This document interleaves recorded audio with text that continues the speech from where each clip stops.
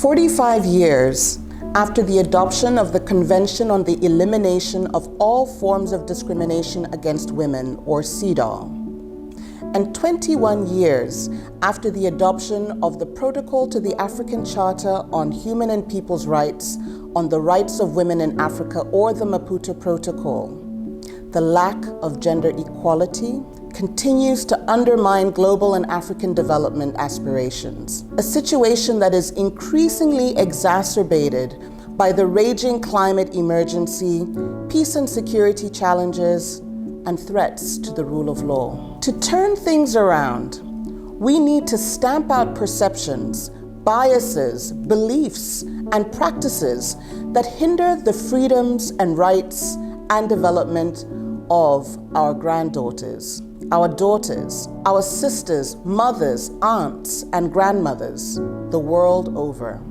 While reports indicate that Africa is making strides in closing the gender gap, the data shows a different story. Much more work needs to be done. In Africa alone, women earn 21 to 30% less than men.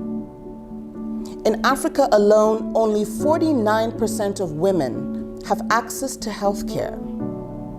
In Africa alone, more than 50 million girls under the age of 15 are at risk of being subjected to female genital mutilation or cutting.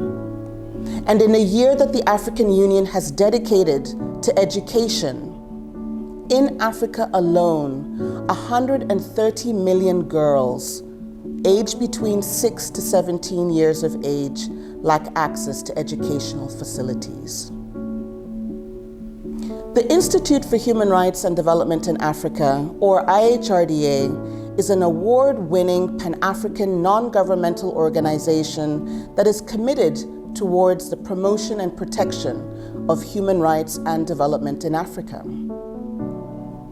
Over the past few years, IHRDA has prioritized ending discrimination, harmful practices, and violence against girls and women.